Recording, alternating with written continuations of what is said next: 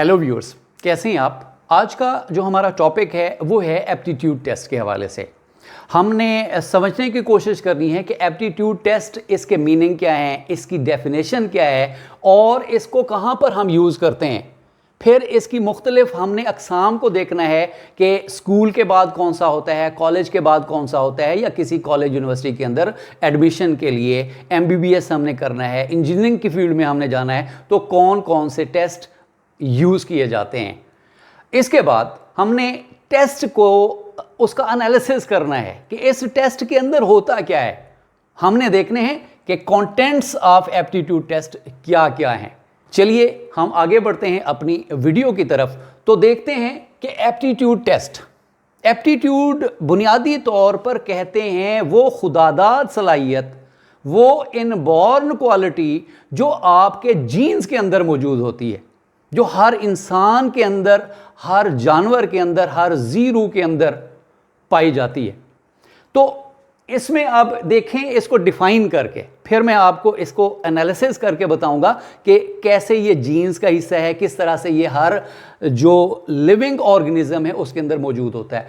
तो it is tool to measure natural abilities, यानी जो एप्टीट्यूड टेस्ट है, टेस्ट क्या है, ये एक टूल है और करता क्या है, मेजर करता है नेचुरल एबिलिटीज़ को। यानी इसका मतलब है वो चीज़ें जो नेचर ने आपके जीन्स में रख दी हैं, आपके इंटेलेक्ट का बुनियादी हिस्सा हैं, जो आपके DNA का पार्ट हैं, हम उनको जब चेक करते हैं, उनको जब मेजर करते हैं, तो इस चीज़ को एप्टीट्यूड टेस्ट कहते हैं।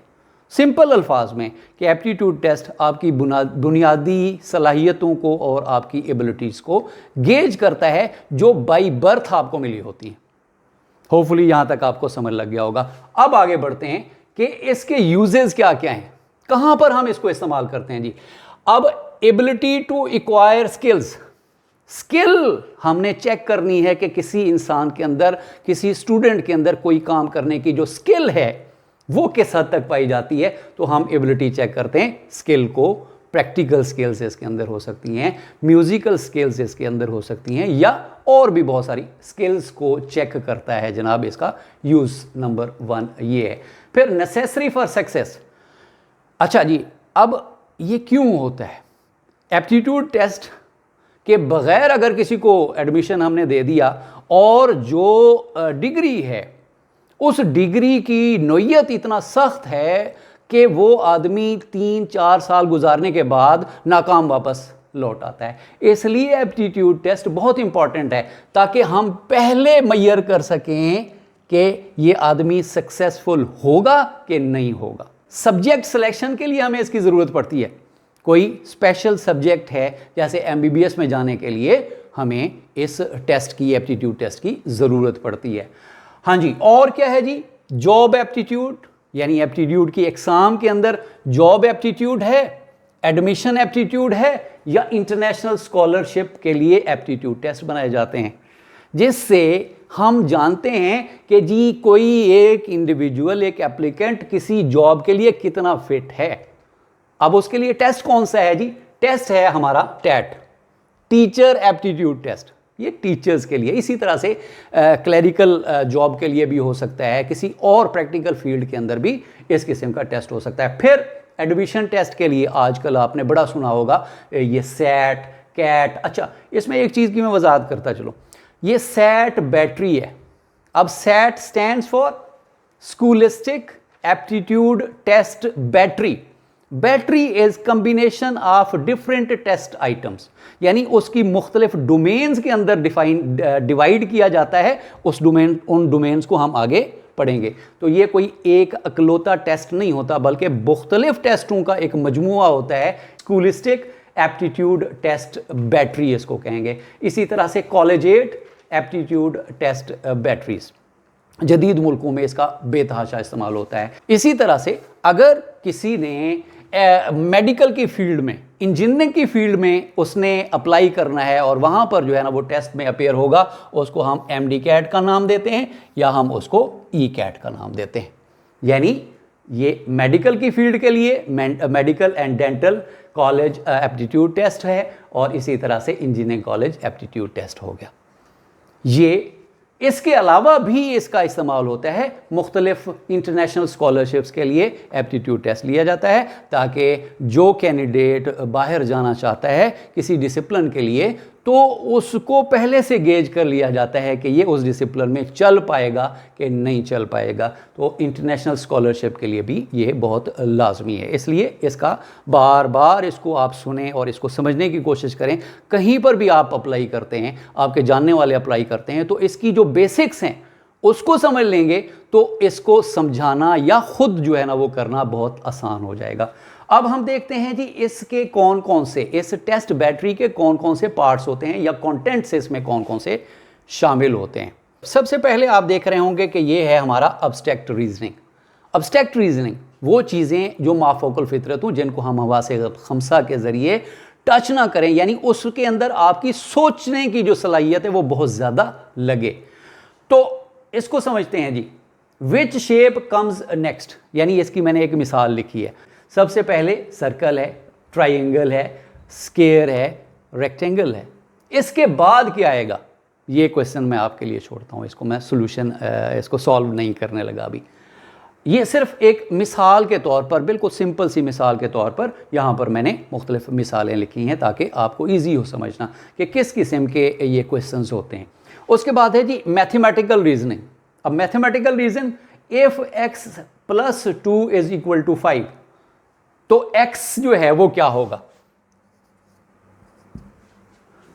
हमने x की जो वैल्यू है वो फाइंड करनी है, तो ये मैथमेटिकल रीजनिंग के अंदर होपफुली आप इसका जवाब आपको आता होगा। उसके बाद है जी ग्रामर। ग्रामर के हवाले से भी इसके अंदर क्वेश्चंस होते हैं, यानी ये मुख्तलिफ वर्ड्स दे दिए हैं, सिंपल से वर्ड्स लिख दिए हैं मैंने। इन वर्ड्स को जोड़ने से एक ऐसा सेंटेंस बने जिसका कोई मीनिंग हो। तो ग्रामर जो है ये एक कंटेंट है एप्टीट्यूड टेस्ट का। उसके बाद है जी एनालॉजीज, यानी जो ममासलत रखती हूँ, मिलती जुलती कोई चीज़ें हों, तो उनको हमने यहाँ पर आप देखें कि यहाँ पर मैं आपको क्वेश्चन मैंने मुकम्मल नहीं लिखा, मैंने छोड़ दिया सिर्फ आपको जो है ना थोड़ा सा चैलेंज देने के लिए कि राइस है, वीट है और कॉटन है, ये तीनों हैं तो फसलें, लेकिन इनके अंदर एनालॉजी किन दो के अंदर है, तो वो है राइस और वीट के अंदर, कि ये दोनों अनाज हैं, जबकि कॉटन है तो फसल लेकिन इसको खा नहीं सकते। इसके बाद है जी वर्बल रीजनिंग। वर्बल रीजनिंग जैसा कि नाम से ही जाहिर है कि इसके अंदर कोई ना कोई वर्ड्स का इस्तेमाल होता है, उसको हम वर्बल रीजनिंग कहते हैं और फिर उसको अपनी रीजनिंग के ज़रिए सॉल्व करना होता है। वर्बल रीजनिंग में यहाँ पर लिखा है जी अपोजिट ऑफ फास्ट। अब इसका जो नियरेस्ट अपोजिट है वो हमने इसके जवाब में से सेलेक्ट करना है जी। फास्ट का अपोजिट क्या हो सकता है? बिग हो सकता है, नहीं। क्विक हो सकता है, नहीं।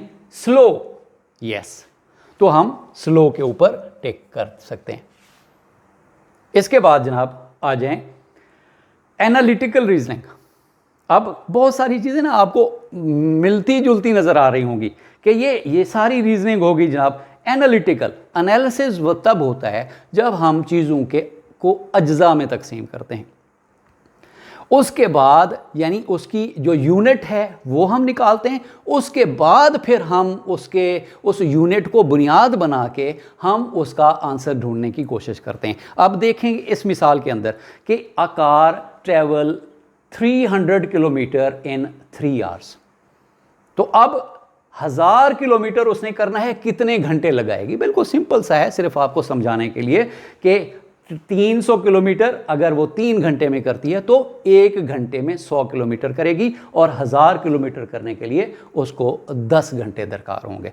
तो ये सिंपल किस्म का मैंने जो इसकी मिसालें हैं वो रखी ताकि आपको तादेर याद रहें। उम्मीद है कि आपको एप्टीट्यूड टेस्ट के हवाले से जितने भी आपके माइंड के अंदर क्वेश्चन थे वो सॉल्व हो चुके होंगे और आपको ये वीडियो बहुत पसंद आई होगी। अगर आप मेरे चैनल पे नए हैं तो इसको सब्सक्राइब कर दें और वीडियो को ज़्यादा से ज़्यादा उन लोगों तक शेयर करें जो एप्टीट्यूड टेस्ट की तैयारी कर रहे हैं या किसी बीएड के अंदर या किसी और टीचर एग्जामिनेशन के अंदर उन्होंने अपेयर होना है। तो ये एक बहुत ही इम्पॉर्टेंट चीज़ है, इम्पॉर्टेंट टॉपिक है जो एजुकेशन से ताल्लुक़ रखने वाले लोगों को समझना और जानना बहुत ज़रूरी है। टाइम देने का बहुत बहुत शुक्रिया।